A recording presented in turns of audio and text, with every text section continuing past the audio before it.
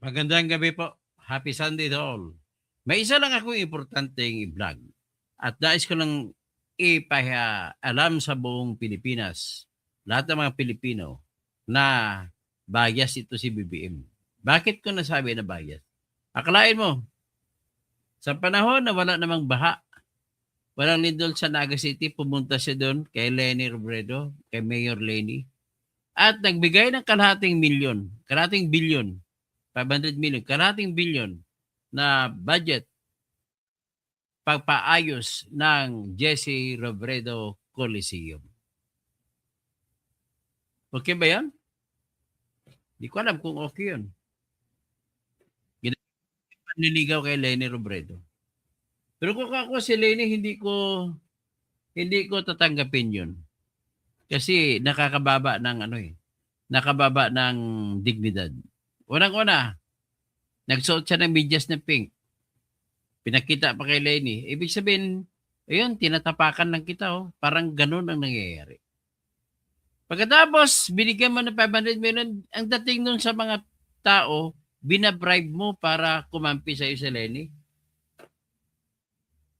Pangatlo, ikaw po yung mastermind ng flood control. Kakahiya ka tapos lalapit ka sa kalaban mo na tinalo mo sa eleksyon. Nakakahiya ka.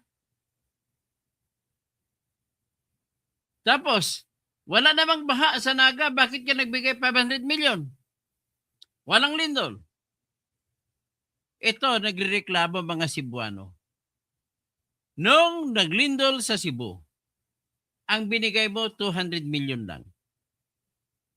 Ang daming bahay ang nasira na dapat ipatayo ay hindi matatayo hanggang ngayon dahil kulang-kulang ang binigay na tulong ng pamahalaan mo. Nung sa Cebu, marami, halos 300 ang namatay sa baha na nagresulta sa Liloan, Cebu. Tapos 200 billion lang binigay mo. Ang dami-daming bahay na nasira. Ipatayo. Anong klase? Dahil sa wala kang makukuha sa mga Cebuano, walang bubuto siya ng Cebuano. Ang sa Bicolano, maraming Bicolano bubuto sa iyo. Ganon ba yon? O mga Bicolano, sa inyo na yung pagsasabi.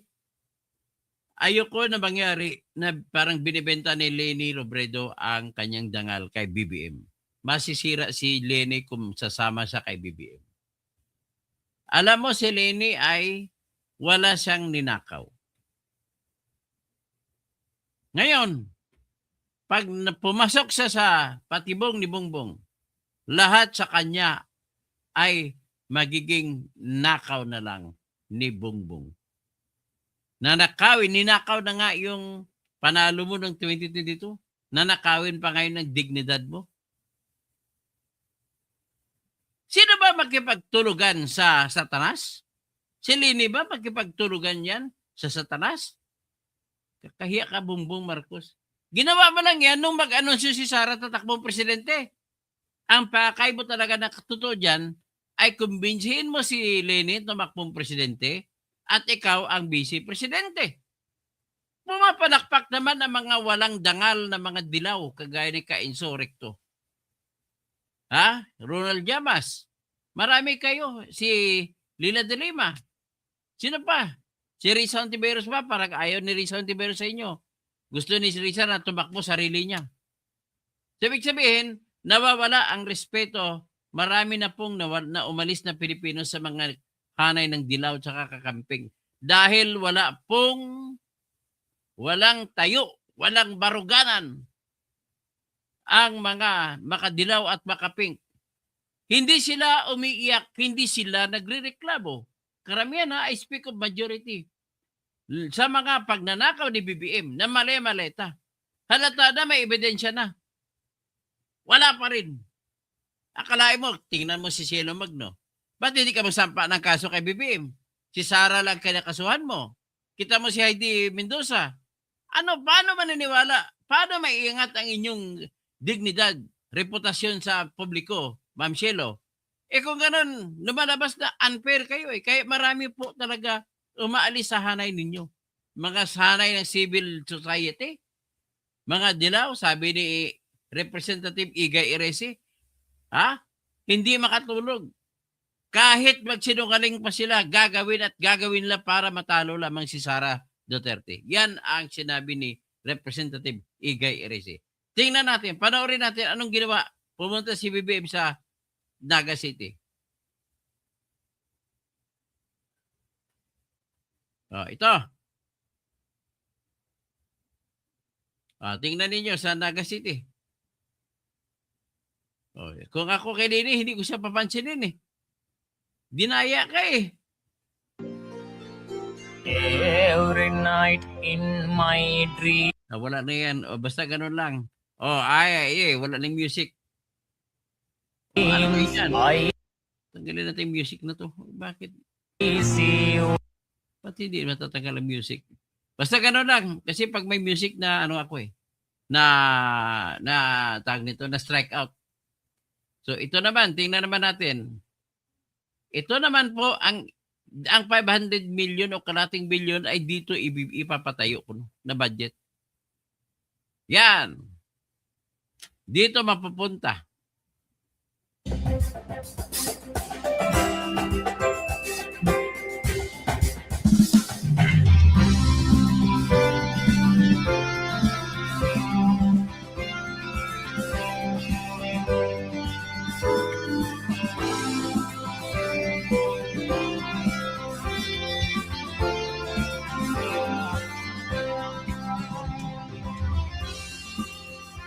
Malaking bagay kasi ito for us. So, in fact, matagal na naming inaasam na makasama sa pilot sites. Kasi pinakamalaking problema talaga sa amin yung baha. Ito yung major na evacuation center sa amin. Pero nakita niyo naman yung itsura.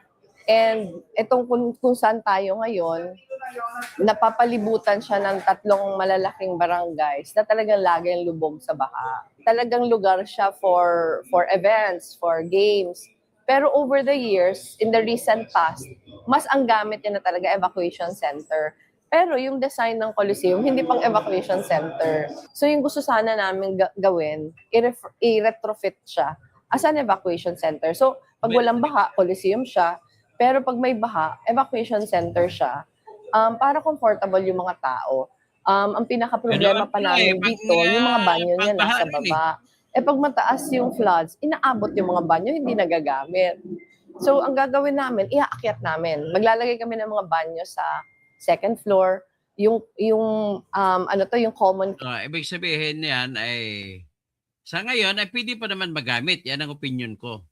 Pero ang problema, hanggang ngayon ay wala pang bahay, ang mga nasirang bahay sa nasira ng bagyo at saka nasira ng lindol doon sa Cebu.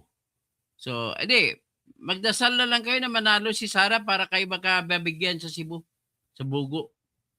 Ito yung sa Cebu. Tingnan natin ang sa Cebu.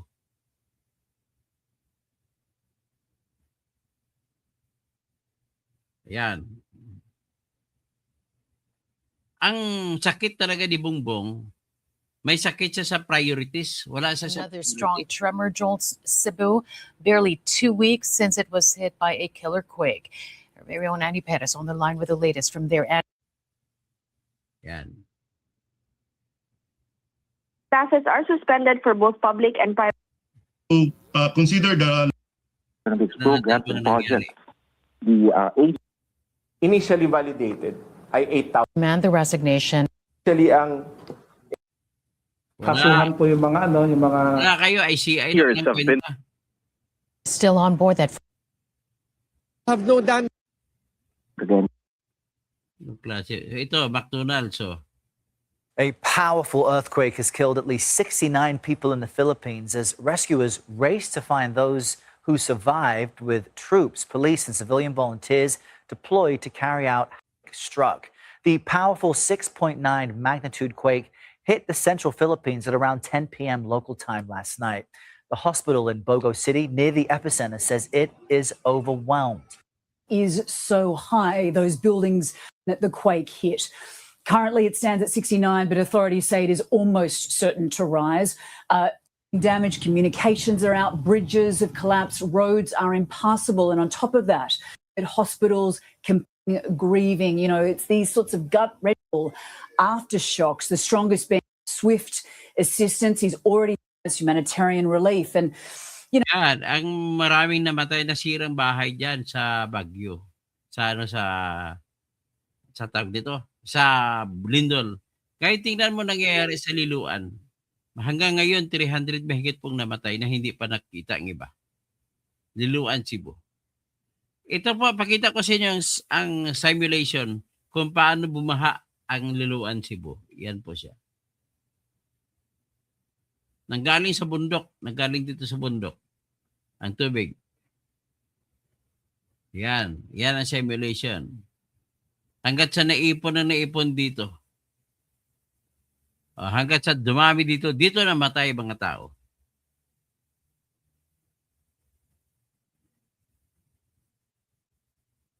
So, yan ang nangyari sa Liloan, Cebu.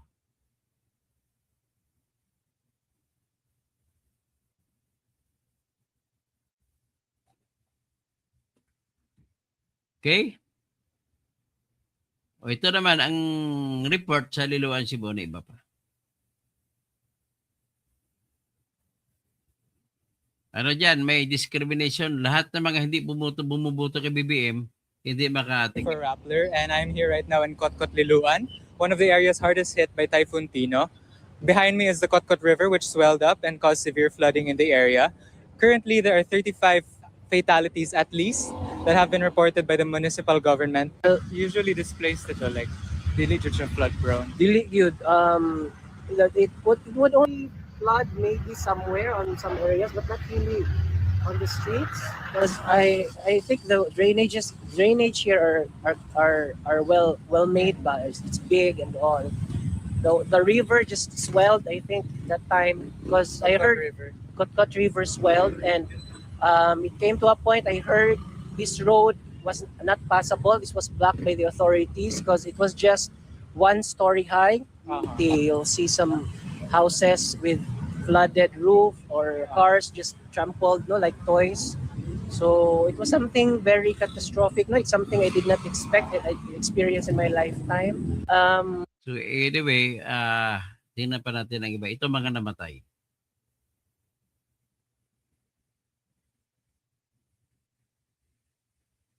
So, yan.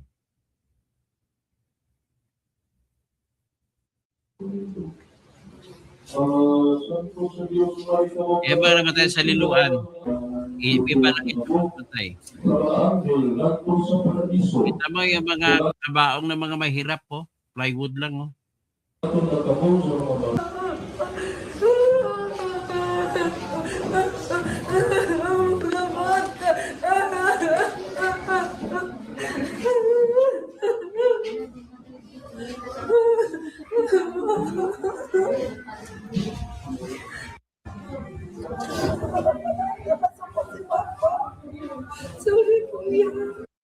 Mas open.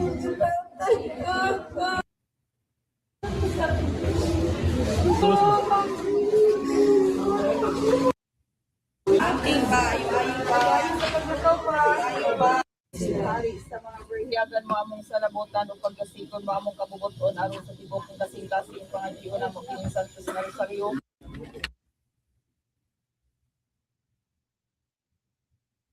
So, yan po ang nakita ninyo. Yan ang mga binalikan na natin mga alaala ng mga baha. At ito naman ay isalang din natin yung isa.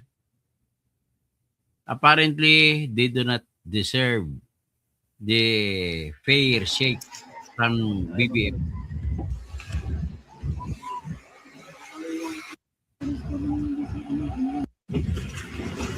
Iniwan ng baha.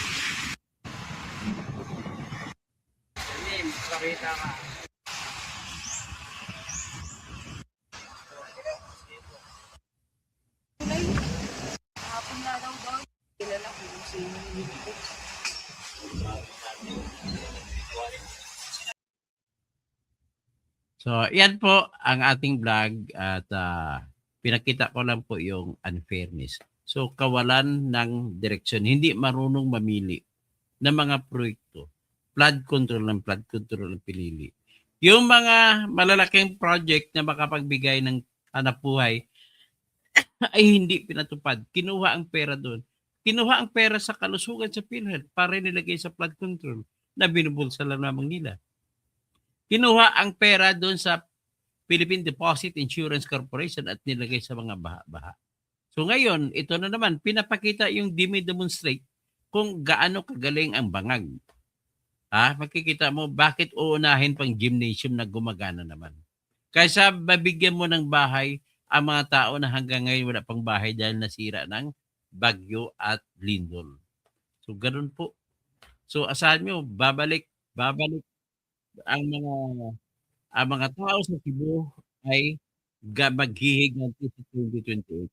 Salamat po at hanggang dyan lang. Argo, Rosilio, nila at ang junior, mga project na lugar nila, puro poste sa Ilocos Sur, puro poste yung pinapagawa, walang tulay. Salamat po, Elizabeth Linsangan, sa iyong palipad. Magandang gabi po, Sir Toto. Tapos sabi ni Elizabeth Linsangan, watching from California, Los Angeles. Argo, grabe si Lene, mababayaran pa rin. Wag lang sana bebenta ni Lene sa halagang 500 million ang kanyang karangalan. Huwag kang sumama kay BBM. Tumakbo ka na mag-isa mo. Huwag kang sumama. Ang endorsement niya ay makakamatay. Mag-ingat kay Bongbong Marcos, siya ay makakamatay. Taxes na bangda. At tax ng yung napunta na 500 million para sa Jesse Robredo Coliseum. Pera ng buong Pilipinas yan mula sa Batanes hanggang Tawi-Tawi. Kaya paano naman yung ibang lugar? Taxes ng bansa yan, tama, hindi na pag-ari. Argo, Katoto, galing-galing. Hasil Aquino, paepal yata si Lene. Hindi naman, wala naman ako kay Lene kasi binuto ko rin yan nung tumakbong vice-presidente yan. Bruce Pike, sana maupo na si Inday Sara, Senado for impeachment. Mas gusto ko talaga na magsama si Sara at saka si Lene. Kailang marami makadilaw ang ayaw. BP Sara Duterte is a public servant accurately and humbly. Tapos, Bruce Pike, hintay na lang, malapit na maupo si Inday Sara. Pero sa tingin ko, yung niligawan na sinabi ni Sara na niligawan niya last year na maging VP niya, baka si Lene yung nililigawan niya. So we need a leader that deals with all problems of the country. At Ronald, sinabi naman ni BBM kahit sino sa local pwede humingi ng tulong. Ay, sinabi lang yan. Hindi naman pinapatupad. Kwento lang yan. Tapos si Russell, kaya nga pabor-pabor ang utak ni Junior. Kaya kung sino papabor sa korupsyon nila, yun ang maambunan. Ayun. Nanliligaw kasi sa ngayon sa mga Bicolano. Kasi feeling niya mga Bicolano, ibubuto siya. Yung mga Cebuano, ayaw ata si ibuto. Mga Ilonggo. Kalahati Ilonggo, kalahati ata mga Makadilaw yun. Kalahati laban kay kalahati Makaduterte, kalahati Makadilaw. Tapos si Ronel, sinabi naman, ay wala, hindi kami paniwala. Ayusin nyo kayo ang baha rather than creating an evacuation center. Correct. That's the better idea.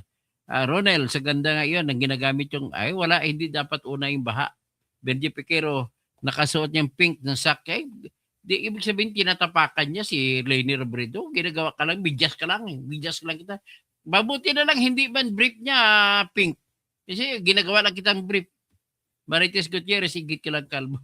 Hindi kita matanggal. Please lang, huwag ka magsalita kalbo. Tawagin lang, maigit lang ako. Tanggalin mo salitang kalbo. Okay? Kasi po yun, kahinaan ko yan. Wala na akong magagawa ron. Tapos, sino pa? Marites Gutierrez. Lakari, hairless. Iyan ka na naman, nagkalbo.